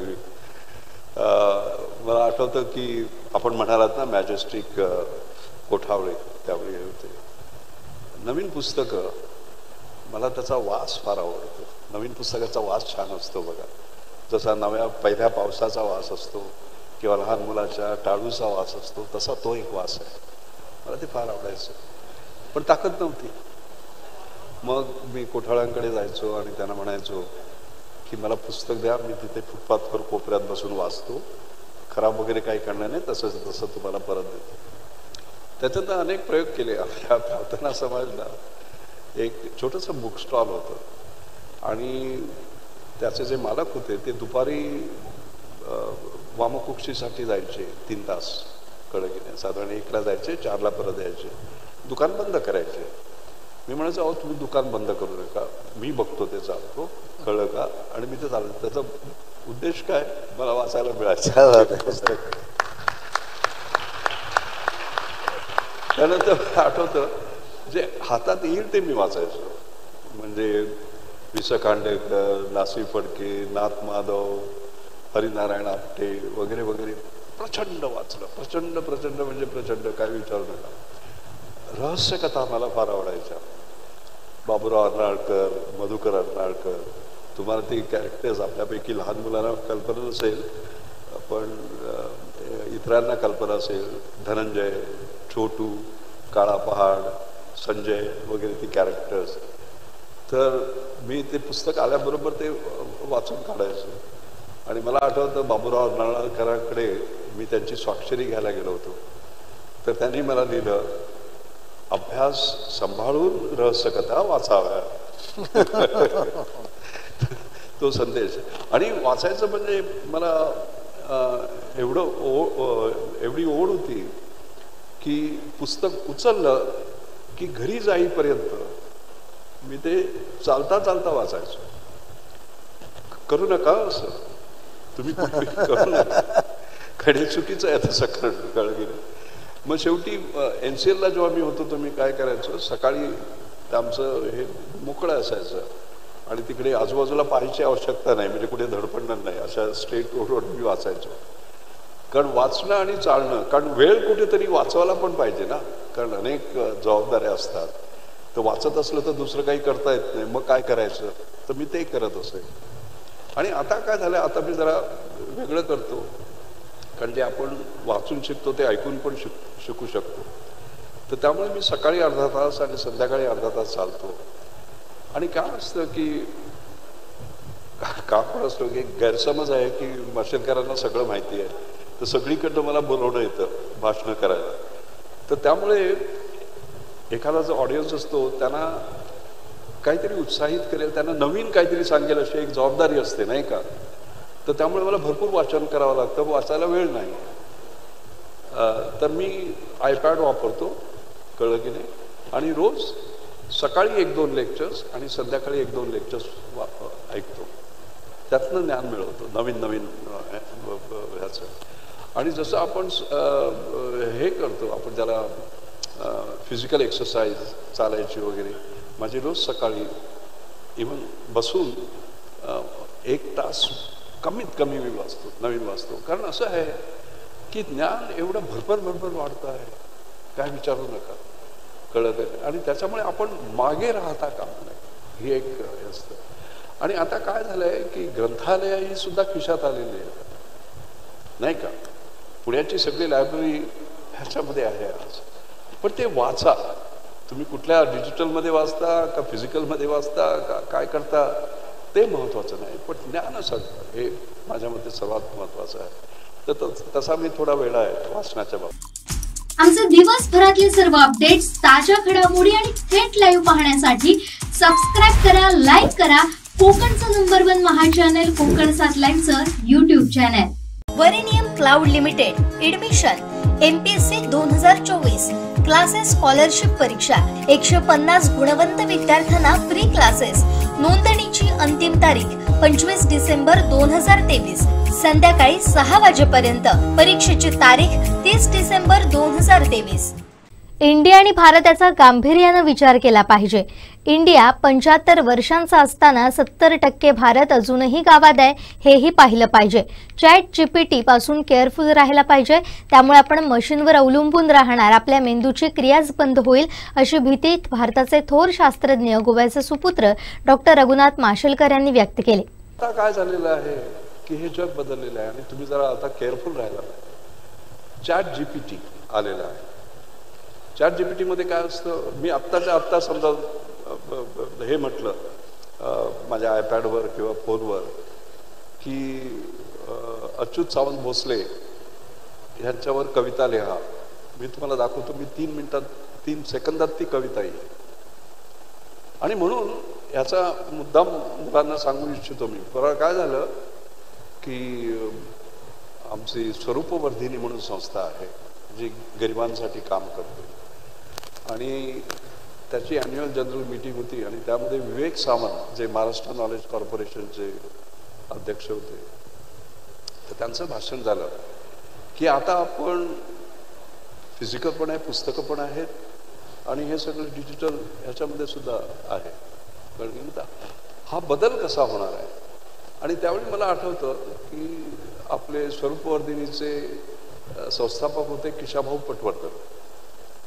तर ते त्यांना दाखवण्यासाठी की कसा तुमच्यावर आता मोठा हे येणार आहे, मी माझा आयपॅड होतं ते तिकडे ठेवलं आणि डिक्टेट केलं की please write a 10 line poem on Kishabhau Patwardhan. धाड 5 सेकंदामध्ये ती कविता. आणि मग मी ती वाचून दाखवली त्यांना. वाचताना प्रचंड टाळ्या. तर म्हटलं टाळ्या माझ्यासाठी नाही आहे, ChatGPTसाठी आहे. पण ह्याचा दुसरा प्रॉब्लेम सांगतो. आता समजा तुम्हाला ह्या वर्गातली मुलं आहेत, यांना सांगितलं की तुम्ही निबंध लिहा, त्यांनी ChatGPTवरनं निबंध केला आहे का स्वतः केला आहे हे तुम्हाला कळणं शक्य नाही. आणि त्यामुळे ह्या ज्या नवीन टेक्नॉलॉजीज येत आहेत, कारण त्याने काय होणार आहे, आपण त्या मशीनवर एवढे अवलंबून राहणार आहोत, कळलं की नाही, की ही जी स्वतःची मेंदूची जी क्रिया आहे ही वाढवणं अत्यंत महत्त्वाचं आहे. आणि म्हणून मॅन आणि मशीन हे एकत्र कसे काम करतील हा शिक्षणाचा पुढचा भाग आहे, कळलं का. आणि त्याच्यामध्ये एक दरी पडता कामा नये. म्हणून हा तुम्ही जो डिजिटलवर हा जो भाग देता हा महत्त्वाचा आहे. म्हणजे हाच मुद्दा मी पुढे जाऊन थोडं एक्सप्लेन करतो मी तुम्हाला की कशी ही दरी आपण नाहीशी केली पाहिजे भारतामध्ये. माझे एक मित्र आहेत स्वरूपवर्धिनीचे उपाध्यक्ष, तर ते त्यांच्या नातवाला घेऊन आले आणि मला म्हणाले की मला त्याचं नाव वेद. तर म्हणे आम्हाला मोठा प्रॉब्लेम आहे, 8 वर्षाचा मुलगा, आम्हाला मोठा प्रॉब्लेम आहे. म्हटलं काय झालं? त्या मुलाला सगळं कळतं. अरे म्हटलं हा कसा काय प्रॉब्लेम होऊ शकेल? म्हटलं बस, तुला कुठला विषय आवडतो? सगळे विषय. अरे म्हटलं तरी त्यातला एक. तर ते कोविडच्या वेळी माझ्याकडे आले, तर मी म्हटलं आपण बायोलॉजीवर. तर म्हटलं बॅक्टेरिया आणि व्हायरस यातला फरक काय रे? परफेक्ट उत्तर दे. मी थोडा बार रेज केला. अरे म्हटलं मी म्युटेशन म्हणून काहीतरी ऐकलंय, त्याचा अर्थ काय? बरोबर उत्तर दे. मी परत बारवर रेज केला. म्हटलं अरे मी काहीतरी असं एका प्रोटीनचं नाव घेतलं आणि म्हटलं हे काय, ते पण बरोबर दिलं. मग आम्ही DNA वर आलो आणि DNA चा नोबेल प्राइज मिळालेले वॉटसन, ज्याने त्याचं स्ट्रक्चर डबल हेलिकल स्ट्रक्चर काढलं होतं, त्यांचा आणि माझा एक फोटो माझ्या आयपॅडवर होता. मी त्याला दाखवला. म्हटलं हे कोण? ओळखलं नाही, कारण ते फार म्हातारे होते. म्हटलं हे वॉटसन. ठक्कन आन्सर. वॉटसन आणि क्रिक नोबेल प्राइज कुठल्या वर्षी मिळालं आणि एक स्त्री होती तिला मिळालं नाही, तेही सांगितलं. 8 वर्षाचा मुलगा, 8 वर्षाचा. अरे म्हटलं तुला एवढं नोबेल प्राइज विषयी माहिती आहे, तर तू मला असं सांग कुठल्या सायंटिस्टला 2 नोबेल प्राइजेस मिळाले? Madam Curie. पटकन वर्षाबरोबर त्यांनी सांगितलं. अरे म्हटलं नाही, लायनस पॉलिंगला पण 2 मिळाले. नो सर, पहिलं त्याला सायन्स आणि दुसरं पीस. 8 वर्षाचा मुलगा आणि 1 वर्ष शाळेत गेला. मग मी त्याच्या अर्थातच त्याच्या वडिलांना मी सांगितलं की तो is using his brain as a storage, सगळं साठवून ठेवतं. He has to use it as a intelligent processor आणि त्यासाठी गुरुची आवश्यकता आहे. पण एनिवे, आणि हे सगळं झालं. मी त्यांना विचारलं अरे तुम्ही सायंटिस्ट नाही आहात. ते उदय गुजर सायंटिस्ट नव्हते, त्यांचा मुलगा सायंटिस्ट नव्हता, मग त्याला एवढं सायन्समधलं माहिती कसं? ते म्हणजे आम्ही काही नाही, त्याला फक्त गुगल त्याला दिलंय, गुगल त्याचा गुरु. कळलं का? हा भाग झाला. आणि त्याच वेळी त्याच आठवड्यामध्ये साताऱ्याजवळच्या एका गावामध्ये एका 15 वर्षाच्या मुलीने आत्महत्या केली. का बरं? कारण तिला ऑनलाईन क्लासेस घेता आले. का बरं? कारण ते फार गरीब होते आणि त्यावेळी आपल्याला कल्पना असेल कोविडमध्ये आपण फक्त याच्यावर ते घेता आले. 15 वर्षाची मुलगी आत्महत्या करते आणि हे एका भारतामध्ये. म्हणून मी नेहमी म्हणतो की आपण इंडिया ॲट 75 सेलिब्रेट करतो. अरे पण भारत ॲट 75 त्याचा विचार करा. 70% आपला भारत अजून खेडेगावात आहे.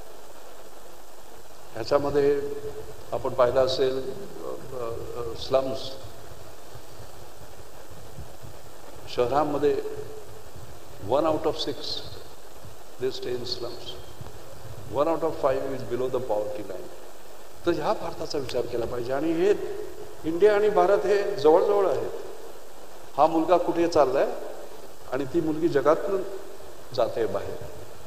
आणि म्हणून हे जे तुम्ही डिजिटल ॲक्सेस हा जो दिलेला आहे हे फार महत्त्वाचं आहे. हे पुण्याचं काम, कारण आपलं जे भविष्य घडणार आहे त्याच्यामध्ये फिजिकल आणि डिजिटल हे दोन्ही एकत्र येणार आहे.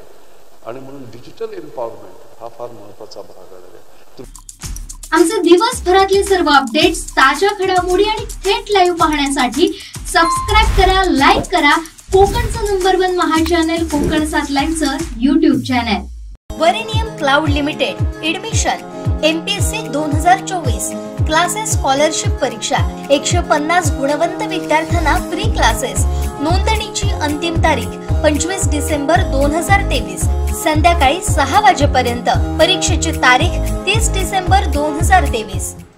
फक्त बघण्याचा दृष्टिकोन बदला. तुम्ही कोणत्या अँगलनं बघता हे महत्त्वाचं आहे. आपण हे करत नाही म्हणून मतभेद आहेत. हीच गोष्ट मी माझ्या नातीकडून शिकलो असं म्हणत ज्येष्ठ शास्त्रज्ञ पद्मविभूषण डॉक्टर रघुनाथ माशेलकर यांनी मोलाचा सल्ला दिलाय. पाहुयात काय म्हणाले डॉक्टर माशेलकर. शिक्षक हा कोणीही असू शकतो आणि त्यातला एक शिकलेला भाग पण मी तुम्हाला सांगतो, कारण शिक्षकाची व्याख्या मी बदलतोय आपल्यासाठी. तर गंमत काय झाली, तुमची नात सुद्धा तुमची शिक्षक होऊ शकते. याचं उदाहरण देतो मी तुम्हाला. माझी नात ईश्वरी, तिचं वय 5-6 वर्ष. मी सकाळी पेपर वाचत असे आणि ती तुम्ही जशा बसलात ना तिथे बसून काहीतरी फुलिंग करावं, तर ती अल्फाबेट शिकत होती. तर मी हे घेतलं, कागद घेतला आणि लिहिलं डी. हे काय कर, डी म्हणाले. एफ लिहिला. हे काय कर, एफ म्हणाले.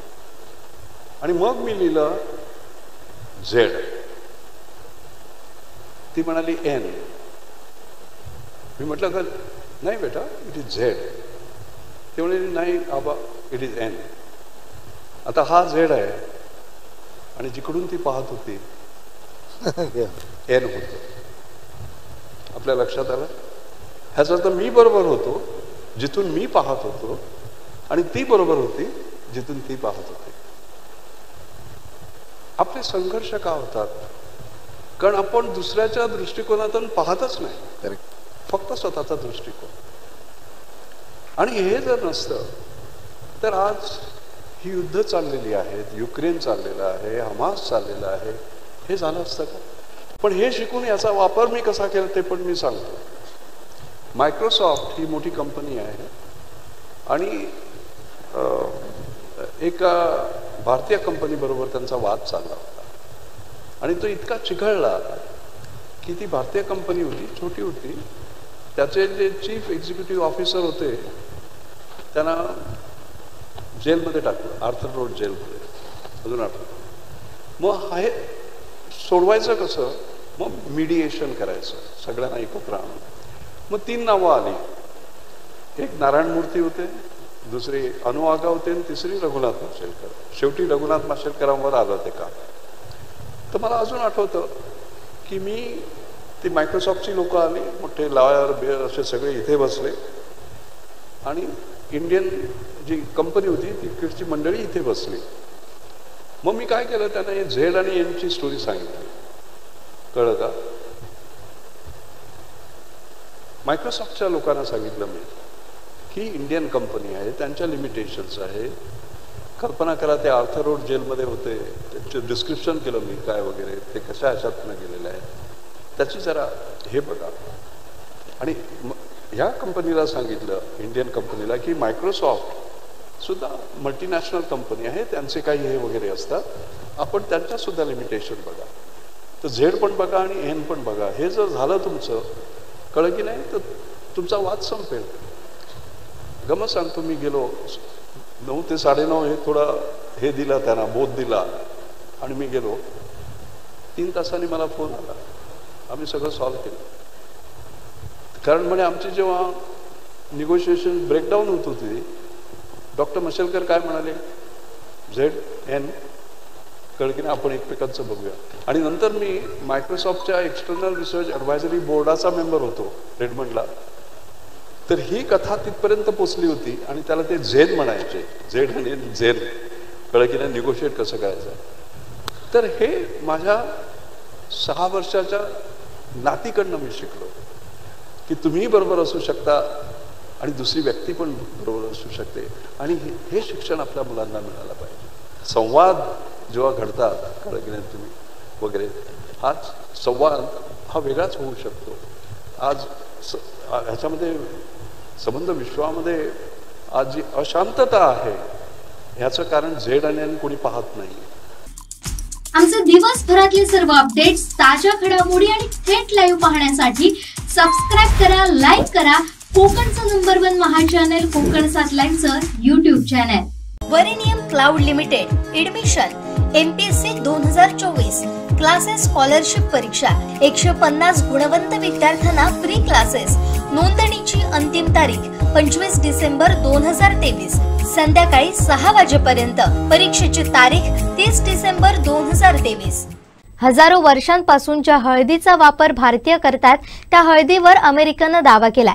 हळदीच्या औषधी गुणांचा शोधाचं पेटंट अमेरिकेनं आपल्या नावावर केलं होतं. त्यांच्या या दाव्याला माशेलकरांनी आव्हान देत हे पेटंट कसं परत मिळवलं, हा संघर्ष ज्येष्ठ शास्त्रज्ञ पद्मविभूषण डॉक्टर रघुनाथ माशेलकर यांनी उघडलं. कसे झाले डॉक्टर रघुनाथ माशेलकर पेटंटकार, पाहूया. 2-3 गोष्टी मला सांगायच्या होत्या. NCL म्हणजे नॅशनल केमिकल लॅबोरेटरी. जेव्हा मी 1989 मध्ये डायरेक्टर झालो त्याचा अर्थ 2 वर्ष लिबरलायझेशनच्या आधी 1991.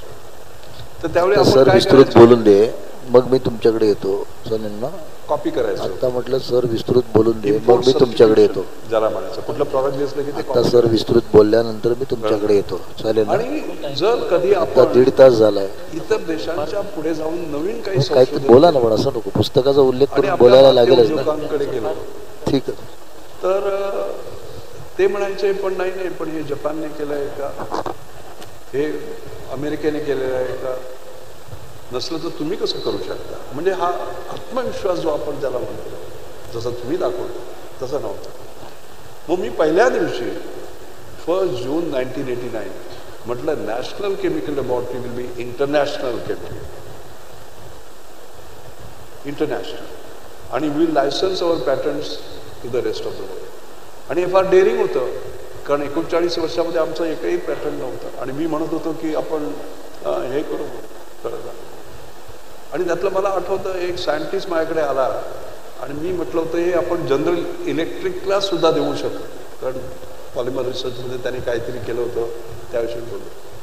म्हटलं तो मला म्हणाला की त्यांचं बजेट भारताच्या बजेटहून R&D बजेटहून 2.5 पटीने जास्त. तर मी त्याला म्हटलं it is not the power of budget, it power of ideas that matter. आणि सेम जनरल इलेक्ट्रिकला आपण पॅटर्न्स लायसन्स करू शकतो. आणि 1991 मध्ये $1 मिलियन म्हणजे आता 8 कोटी, त्याला आम्ही 3 पॅटर्न्स आमची त्या जनरल इलेक्ट्रिकला लायसन्स केली. याचा अर्थ असा की ही मंडळी नुसती कॉपी करत होती, त्यांना आपण असा चॅलेंज दिला, त्यांचं ॲस्पिरेशन वाढवलं. आणि हे तर त्यामुळे मी नेहमी म्हणतो ॲस्पिरेशन्स आर युअर पॉसिबिलिटीज. कळले, स्वप्न पहा आणि तुम्ही काही करू शकाल. हा त्यातला एक भाग होता.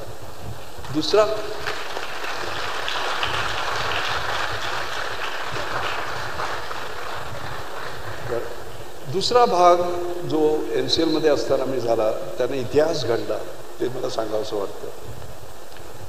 तर एके दिवशी मला आठवतं की मी, माझी आई, माझा मुलगा, आम्ही आणि वैशाली आम्ही गच्चीवर बसलो होतो आणि एक पक्षी आला आणि पडला आणि त्याचा पंख तुटला होता.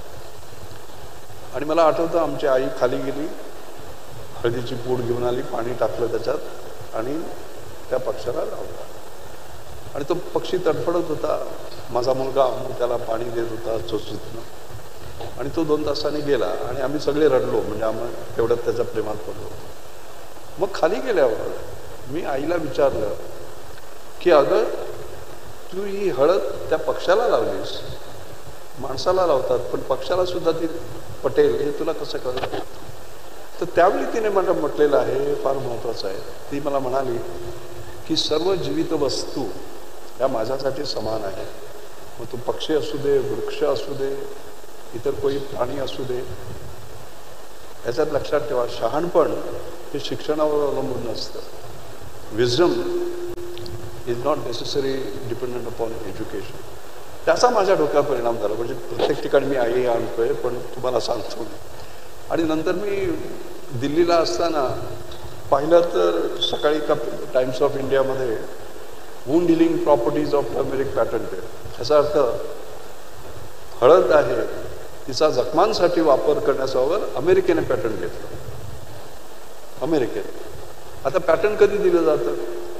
नॉव्हल्टी, नॉन ऑब्वियसनेस आणि युटिलिटी. त्याच्यात काहीतरी नाविन्य पाहिजे. आता जे माझ्या आईला माहिती होतं, जे माझ्या आईच्या आईला माहिती होतं, जे सर्व भारतीयांना माहिती होतं, त्याचं तुम्ही पॅटर्न घेता. हे पटलं नाही मला.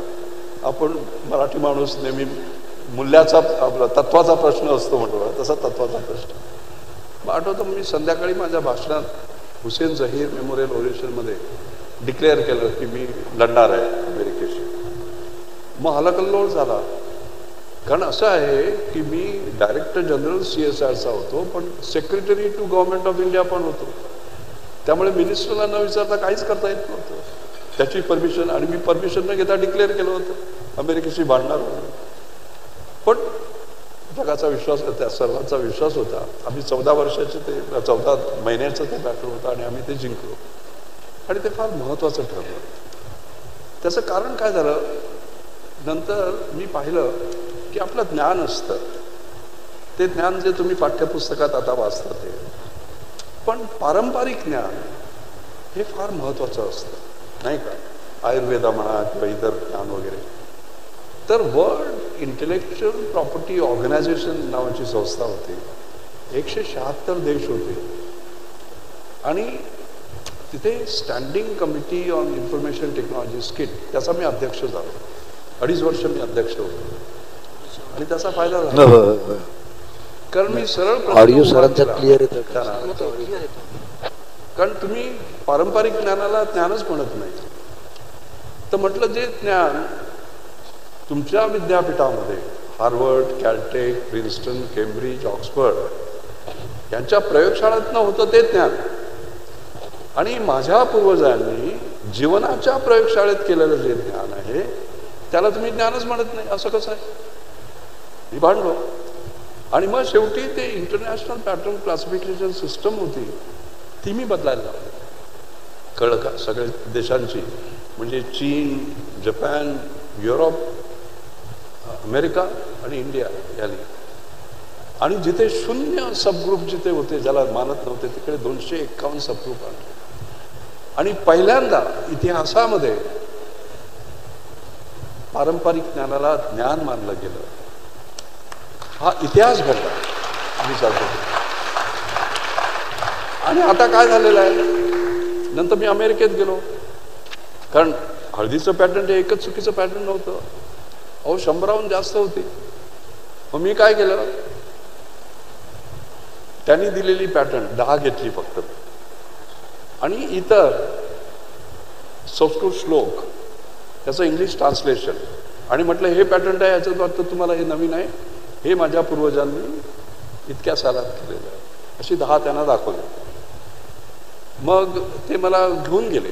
म्हणायला लागले की आम्ही जेव्हा पॅटर्न सर्च करतो तेव्हा याच्या मागे आधी काय ज्ञान आहे ते पाहतो, आणि ते आम्हाला डिजिटली बघावं लागतं.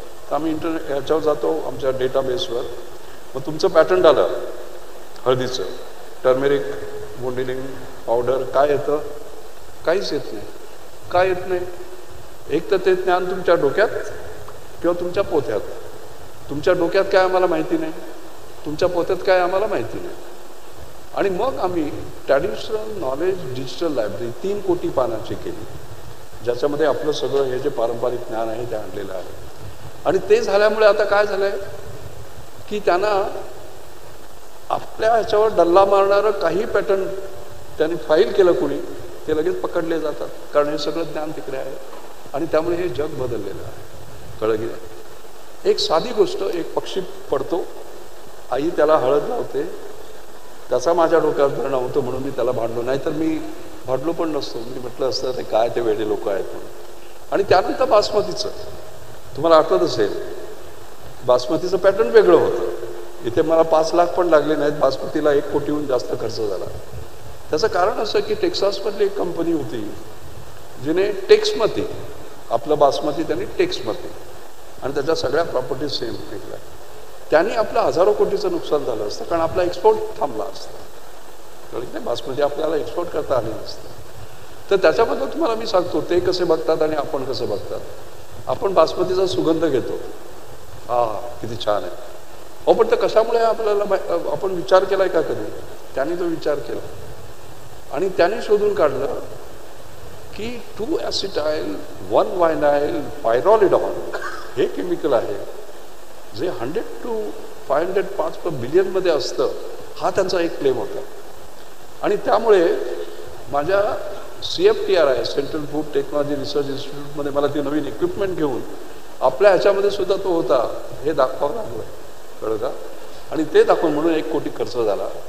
मी ते भांडलो आणि ते जिंकलो. एक हळदीची कथा झाली, एक बासमतीची कथा झाली, पण याच्याबद्दल बरंचसं शिकण्यासारखं आहे. पॅटर्न्स ही फार महत्त्वाचे आहेत.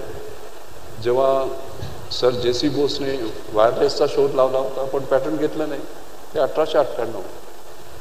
बासमतीवर मी भांडलो 1998. 1898 ते 1998 बोस टू बासमती हा प्रवास झालेला आहे. ते आता होता कामा नये. आणि म्हणून मला लोक आता वेडं म्हणतात, मला माशेलकर न म्हणता पॅटर्नकर म्हणतात. आणि त्याचा आता सगळीकडे हे झालेलं आहे. म्हणजे तुम्हाला मी सांगतो, ही जी जागरूकता आहे, कळलं, ही जागरूकता NCL मधनं सुरू झाली आणि संबंध देशात पसरली. डॉक्टर कलाम, मला अजून आठवतं, मला त्यांनी एकदा बोलवलं होतं आणि मला वाटतं मी 1993 मी डायरेक्टर झाला आणि मला म्हणाले माझे 55 DRDOचे डायरेक्टर त्यांना ॲड्रेस कर. तर कशाविषयी बोलतील? मी म्हटलं fighting it in the market place. आता नवीन कसं झालं आहे, कारण लिबरलायझेशन झालं होतं, ओपनिंग अप झालं होतं 1991. आणि मग त्यावेळी मी पॅटर्न लिटरसीवर बोललो की लिटरसी म्हणजे writing and reading. You read it in such a way you can bypass, but write it such a way nobody can bypass, असं वगैरे. आणि मी NCL मध्ये काय बदल केले ते मी त्यांना सांगितलं कसं. आणि मग खाली आल्यानंतर ते म्हणजे इतके चांगले होते बा. मला म्हणाले, Mashelkar, as usual you are nice to me, you call me mister technology of India, but I am mister patent illiterate of India, मला काही कळत नाही. आणि कोणाला तरी बोला, come here, listen to Mashelkar. आणि मग मी त्यांना सांगितलं काय करायला हवं. म्हणजे त्या लेवलला सुद्धा आपली काही हे नव्हती. पण आता एवढा अवेअरनेस झाला आहे. तुम्हाला एक गंमत म्हणून सांगतो शेवटचं या पॅटर्नवर. आपण बरेच आता पुढे गेलेलो आहोत. शाळा, कॉलेजेस, युनिव्हर्सिटीजमध्ये हे आता येणं फार महत्त्वाचं आहे. कारण आपली बुद्धिमत्ता वाचून आपण जे ज्ञान निर्माण करतो त्याचा फायदा भारताला व्हायला पाहिजे, इतर देशांना नव्हे. हा त्यातला महत्त्वाचा भाग. आणि ते प्रोटेक्शन केल्याशिवाय होत कळत. आणि आता गंमत म्हणून शेवटचं तुम्हाला मी एक सांगतो, ते कुठपर्यंत गेलेलं आहे. आपलं येरोडा जेल आहे ना, याच्यामधलं पुण्यामधलं, तर तिकडे काहीतरी असे 1,500 इनमेट्स असे त्यांना 6 महिने ते 1 वर्षात त्यांना जाणवतं. तर त्यांनी मला सांगितलं की यांना काहीतरी समजून सांगा पुढे आयुष्यामध्ये काय करायचं वगैरे, तुमचा प्रभाव पण पडेल त्यांच्यावर वगैरे, म्हणून मला बोलवलं. आणि माझ्या आयुष्यात पहिल्यांदा मी येरोडा जेलमध्ये गेलो, कळलं. आणि तिथे हे सगळे हे होते. मग त्यांना विचारलं. त्याच्यानंतर चांगले प्रश्न पण विचारले त्यांनी मला, कळलं. एनिवे नंतर मला त्यांनी ह्याला नेलं, महात्मा गांधी कुठे होते, संजय दत्त कुठे होता वगैरे असं दाखवलं. आणि नंतर मला ते त्यांच्या स्वयंपाकघरात घेऊन गेले. तर तिथे रोज 10,000 हे चपात्या रोट्या करतात, कळलं ना. आणि त्याचं एक मोठं मशीन आहे, स्क्रू एक्सट्रुडर, कळलं का. तर तिकडे 2 इंजिनियर्स होते. त्या 2 इंजिनियर्सने काय केलं, कारण आपण मळतो बघा, पीठ मळतो तसं ते आता एवढ्या मोठ्या ह्याच्यावर आहे, एवढं नुसतं नवे पीठ, पण कितीतरी kg. तर ते जास्तीत जास्त सुलभ कसं करावं म्हणून त्याला आपण सायन्स त्याचं म्हणजे त्याला लॅमिनार शेअर मिक्सिंग असं म्हणतात, ते कसं जास्त चांगलं करता येईल म्हणून त्याने ते केलं. आणि मग ते त्यांच्या सुप्रिटेंडेंटकडे गेले आणि त्याचा फायदा झाला. कारण पीठ चांगलं मळलं गेलं, जे 4 तासात होतं तसं ते 2 तासात व्हायला लागलं, क्वालिटी वाढली वगैरे वगैरे. मग ते त्यांच्या सुप्रिटेंडेंटकडे गेले आणि म्हणे कुणीतरी मशेलकर आहेत, ते सतत पॅटर्नविषयी बोलत असतात, आपण याच्यावर पॅटर्न घेऊ शकतो का. आणि तुम्हाला कल्पना आहे, येरोडा जेलने ते पॅटर्न घेतलेलं आहे त्याच्यावर. तर इथपर्यंत आज हे पसरलेलं आहे. त्याचं महत्त्व काय आहे तर मला असं आनंद होतो की आपला देश हा अत्यंत बुद्धिमान आहे, कळलं की नाही. Indian talent second to none. आज आपण सिलिकॉन व्हॅलीमध्ये करतो ते आज आपण इथे करायला लागलेलं आहे. स्टार्टअप्स बघा, आज आपण पाहिलं तर 2016 पर्यंत फक्त 476 स्टार्टअप्स, कळलं का? तिथून आपण 90,000वर गेलो. पहिली गोष्ट. दुसरी गोष्ट म्हणजे ज्याला आपण युनिकॉर्न म्हणतो, $1 बिलियन, 8,000 कोटी, कळलं का? असे व्हॅल्युएशन असलेले स्टार्टअप्स बघितलं तर 2016 पर्यंत फक्त एक दरवर्षी व्हायचा. 2021 मध्ये एक दर आठवड्याला असं झालं. ही प्रगती झालेली आहे. आणि त्यातली सर्वात महत्त्वाची गोष्ट तुमच्यासाठी सांगतो की मी त्याचं ॲनालिसिस केलं की हे सगळे शहरी आहेत का, हे सगळे IIM मधनं येतात का, IITs मधनं येतात का. आणि आनंदाची बातमी तुम्हाला सांगतो की त्यातले 50% टायर 3, टायर 2 सिटीज मधनं येतात. याचा अर्थ सावंतवाडी सारख्या गावामधून ते येऊ शकतात. हा त्यातला महत्वाचा भाग आहे. आमचे दिवसभरातले सर्व अपडेट्स, ताज्या घडामोडी आणि थेट लाईव्ह पाहण्यासाठी सबस्क्राईब करा, लाईक करा कोकणचं नंबर 1 महा चॅनल कोकण 7 लाईव्हचं YouTube channel. Shri Tuljabhavani complex 1 BHK 2 BHK and shop. Project by Shri Tuljabhavani developers, Gawandiwada, opposite Asha park, near Bharad Naka, Malvan, Sindhudurg.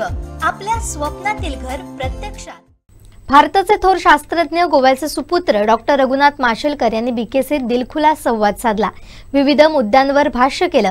विद्यार्थ्यांना मोलाचा सल्ला दिला. असंख्य आठवणींना उजाळा दिला. मात्र याचवेळी एक इच्छा व्यक्त केली आहे.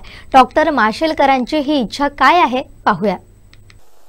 माशेल गिरगाव इथून सुरू झालेला तुमचा प्रवास, तुमच्या आयुष्याची वाटचाल, अंजनीबाईने गेलेले कष्ट, पद्मश्री, पद्मभूषण, पद्मविभूषण, जगातल्या मित्रांनो जवळजवळ 40 ते 50 आंतरराष्ट्रीय स्तरावरच्या विद्यापीठांची फेलोशिप, तेवढ्याच आंतरराष्ट्रीय स्तरावरच्या उद्योग समूहांचं विविध पदं, आणि त्याहीपेक्षा सर्वोत्तम माणूस म्हणून ज्यांची ओळख भारतवर्षाला आणि अवघ्या जगाला असावी, अशा सरांचे बोल आपल्याला ऐकायला मिळाले. मी स्वतः धन्य झालो.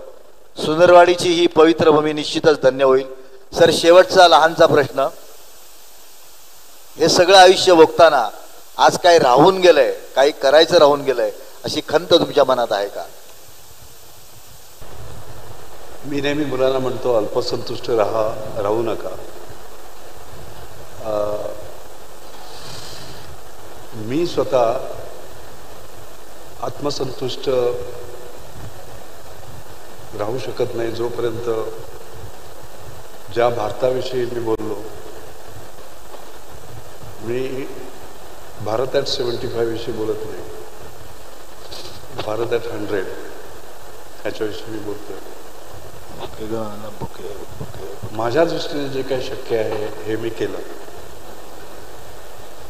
कारण एखादा माणूस जन्माला येतो, आता मी 82 वर्ष आहे, तो कधी वर बोलवेल मला सांगता येत नाही. पण माझी एक इच्छा आहे की असा एक नवीन भारत बघावा ज्याच्यामध्ये सर्वांच्या चेहऱ्यावर हास्य आहे. आमचे दिवसभरातले सर्व अपडेट्स, ताज्या घडामोडी आणि थेट लाईव्ह पाहण्यासाठी सबस्क्राईब करा, लाईक करा कोकणचं नंबर 1 महा चॅनल कोकण 7 लाईव्हचं YouTube चॅनल.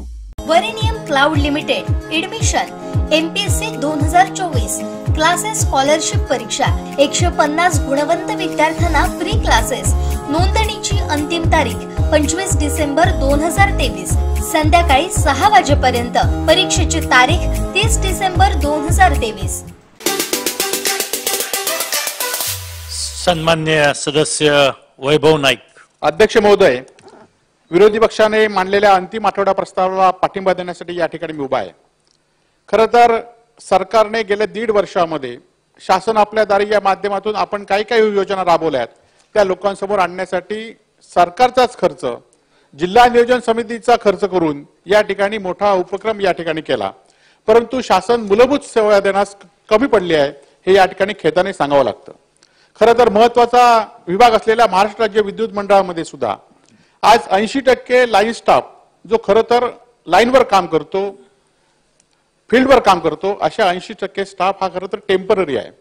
आणि या टेम्पररी स्टाफला कंत्राटी पद्धतीने भरलं जातं आणि या कंत्राटी पद्धतीने भरलेल्या स्टाफना कुठल्याही प्रकारे या ठिकाणी सुरक्षेची काळजी घेतली जात नाही. आज तरुण पोरं या ठिकाणी सुरक्षा या ठिकाणी काम करतात. आमच्या सिंधुदुर्ग जिल्ह्यातील गेल्या वर्षभरात 4 तरुण या ठिकाणी शॉक लागून मृत्युमुखी पडलेत. त्याला कुठलीही मदत या ठिकाणी शासनाच्या माध्यमातून कंत्राटदाराकडनं होत नाही. आणि खरं तर शासनाने या ठिकाणी त्यांना एकतर परमनंट केलं पाहिजे, त्यांना सुरक्षेची काळजी घेतली पाहिजे, अपघात झाल्यानंतर त्यांना मदत देण्याचं काम शासनाने केलं पाहिजे. आणि यासाठी खरं तर हा विषय या ठिकाणी आपल्यासमोर मांडत आहे. त्याचप्रमाणे खरं तर मूलभूत सुविधा असलेल्या आपण महिलांच्या अनेक धोरणाबाबत या ठिकाणी आपण प्रश्न मांडलेले आहेत. प्रत्येक जिल्ह्यामध्ये महिला हॉस्पिटल या ठिकाणी शासनाने अनेक वर्षापासून शासन निर्मित करतं. माझ्या मतदारसंघामध्ये कुडाळमध्ये महिला हॉस्पिटल मी 100 कॉटचं महिला हॉस्पिटल गेल्या वर्षभरापूर्वी कार्यान्वित केलं. उद्धवजी ठाकरे मुख्यमंत्री असताना कोविडचा निधी वापरून हे कार्यान्वित झाले. परंतु गेल्या 1.5 वर्षामध्ये या हॉस्पिटलमध्ये आता अत्यंत चांगली सुविधा कालपर्यंत या ठिकाणी चालू होती. जवळजवळ 400 डिलिव्हरी या सिंधुदुर्ग जिल्ह्यातल्या कुठल्याही रुग्णालयात होत नाहीत. त्या 400 डिलिव्हरी महिन्याला या ठिकाणी होतात. परंतु दुर्दैवाने त्या ठिकाणी भूलतज्ञ नसल्यामुळे आपण कंत्राटी पद्धतीने भूलतज्ञ घेतो आणि आता त्यांचे पैसे देणं बाकी असल्यामुळे आज त्या ठिकाणी सिझरिंग होत नाहीत. जवळ 17 लाख रुपये या कंत्राटी पद्धतीने भूलतज्ञाचे द्यायचे आहेत. खरं तर त्या ठिकाणी असलेले डॉक्टर प्रमोद वालावलकर असून देत, निगुडकर असून देत, तिथले यधिष्ठता असून देत, अत्यंत चांगल्या पद्धतीने काम करतायत, महिलांना चांगली सेवा देत आहेत. आज त्या ठिकाणी खरं तर आम्ही वर्षभरात या ठिकाणी अनेक वेळा मागणी केली की त्या ठिकाणी फर्निचर पाहिजेत, थोड्या सुविधा अपुऱ्या आहेत त्या अपुऱ्या सुविधा दिल्या पाहिजेत. परंतु शासन याकडे लक्ष देत नाही. आपल्या माध्यमातून आरोग्यमंत्र्यांना जर त्यांच्या कामातून वेळ मिळाला तर या ठिकाणी लक्ष द्यावा आणि या ठिकाणी ही यंत्रणा सुद्धा या ठिकाणी चांगलं करण्याचं काम या ठिकाणी करूया. खरं तर मगाशी अनेक लोकांनी शासनाच्या कायदा व्यवस्थेच्या बाबत विषय मांडले. खरं तर सुरक्षा रक्षक मंडळ आपण प्रत्येक जिल्ह्यामध्ये रत्नागिरीमध्ये जुला सुरक्षा रक्षक मंडळ आहे की त्यातनं स्थानिक तरुणांना रोजगार देऊन शासनाच्या ज्या वेगवेगळ्या MIDC असून देत, हॉस्पिटल असून देत, वीज वितरण असून देत, या ठिकाणी हे कर्मचारी दिले जातात आणि ते स्थानिक असतात कर्मचारी. परंतु आता शासनाने सुरक्षा बल काढलंय, अनेक या ठिकाणी बल काढली. त्यामुळे ही बल वापरत या ठिकाणी जातात. सुरक्षा मंडळांनाच या ठिकाणी प्रत्येक जिल्ह्यातल्या रोजगार मिळाला पाहिजे. त्यासाठी ती मंडळ या ठिकाणी कायमस्वरूपी या ठिकाणी ठेवण्याचं काम शासनाने केलं पाहिजे. आणि त्या सुरक्षा रक्षकांची अनेक वर्षाची मागणी आहे की त्यांना ड्रेस कोड सुद्धा पोलिसांसारखा दिला पाहिजे. ती सुद्धा मागणी या ठिकाणी आपण शासनाबरोबर आपल्या मार्फत या ठिकाणी करत आहे. खरं तर या ठिकाणी आमचे संदीपन मामा भुमरे या ठिकाणी बसले आहेत. MRGS योजना संपूर्ण राज्यामध्ये वापरली जाते. परंतु गेल्या वर्षभरामध्ये शासनाच्या अनेक नियमामुळे MRGSचा 1 रुपया सुद्धा निधी या आमच्या सिंधुदुर्ग जिल्ह्यामध्ये खर्च होत नाहीत. ग्रामपंचायतीचे ग्रामसेवक असून देत किंवा तिथले सदस्य असून देत हे निधी खर्च करण्यासाठी त्यांना खूप त्रास होतो. कारण पैसे कामगारांच्या खात्यात जाणार आहेत. त्यामुळे अधिकारी सुद्धा या ठिकाणी कोणी त्यामध्ये प्रयत्न करत नाहीत. त्यामुळे MRGS मध्ये काहीतरी योजना या ठिकाणी आपण अनेक योजना आणतो. परंतु MRGS मध्ये आपण प्रत्येक योजना सांगितली. आमच्याकडे बांबू लागवड आहे, काजू लागवड आहे, हे MRGS मध्ये आहेत. परंतु या योजना खरं तर त्यांची इम्प्लिमेंटेशन होत नाही आणि त्यासाठी या योजनेमध्ये काहीतरी आमच्या सिंधुदुर्ग जिल्ह्यासाठी वेगळा नियम या ठिकाणी ठेवला पाहिजे की MRGSचे पैसे त्यातनं खर्च होतील. खरं तर शेवटचा विषय या ठिकाणी बोलतो की आमच्याकडे मोठ्या प्रमाणात असलेले आंबा आणि काजू हे मोठी पिकं आहेत. यावर्षी आम्ही कृषी मंत्र्यांकडे आणि इन्शुरन्स कंपनीकडे सातत्याने आंदोलनं केली आणि शेतकऱ्यांना जवळजवळ 180 कोटी रुपये आम्ही शेतकऱ्यांना मिळवून दिले आहेत. आणि या 180 कोटीमध्ये आज या ठिकाणी दरवर्षी खरं तर आज अनेक त्रुटी या ठिकाणी आहेत. आमच्याकडे एक ठिकाणी सह्याद्रीचा भाग, एक ठिकाणी अरबी समुद्र, मध्ये मुंबई गोव्याचा हायवे, त्यामुळे 3 प्रदेश या ठिकाणी विभागणी झालेली आहे. आणि त्यामुळे एका ठिकाणी मदत मिळते, दुसऱ्या ठिकाणी मिळत नाही. आणि त्यामुळे हे ट्रिगर पद्धत असतात. म्हणजे ज्या ठिकाणी हवामान यंत्र असतात ती यंत्र खरं ती वाढवली पाहिजेत. आज 50 यंत्र आहेत, त्यातली 30 पेक्षा जास्त यंत्र बंद आहेत. आणि त्यामुळे शासनाने जवळजवळ 250 पेक्षा जास्त यंत्र प्रत्येक या ठिकाणी मंडळमध्ये दिली पाहिजेत की जेणेकरून शेतकऱ्यांना त्याचा फायदा होईल आणि या ठिकाणी नुकसान रुपये जास्त होईल. आज पीक विमा सुद्धा, भात खरेदी सुद्धा शासनाने या ठिकाणी बोनस जाहीर केला. परंतु अजूनही काही शेतकऱ्यांची पीक पाण्याला नोंद झाली नाही, त्यांची 7/12 नोंद झाली, म्हणून असे शेतकरी वंचित राहिलेत. त्यांचा पण लाभ या ठिकाणी व्हावा. आमचे दिवसभरातले सर्व अपडेट्स, ताज्या घडामोडी आणि थेट लाईव्ह पाहण्यासाठी सबस्क्राइब करा, लाईक करा कोकणचं नंबर 1 महा चॅनल कोकण 7 लाईनचं YouTube चॅनल. शेवटी ठळक घडामोडी पुन्हा एकदा. हेडलाईन्सचे प्रायोजक आहेत टायझर, गो रॉयल विथ ऑक्सफर्ड. शास्त्रज्ञ डॉक्टर माशेलकर सिंधुदुर्गात विद्यार्थ्यांशी दिलखुलास संवाद. सिंधुदुर्ग वन विभागात मोठा भ्रष्टाचार आणि हिवाळी अधिवेशनात मुख्यमंत्र्यांचे ठाकरेंवर गंभीर आरोप. हेडलाईन्सचे प्रायोजक होते टायझर, गो रॉयल विथ ऑक्सफर्ड. बातमीपत्रात वेळ झाली इथेच थांबण्याची. पाहत रहा कोकणचं नंबर 1 महा चॅनल कोकण 7 लाईव्ह. धन्यवाद.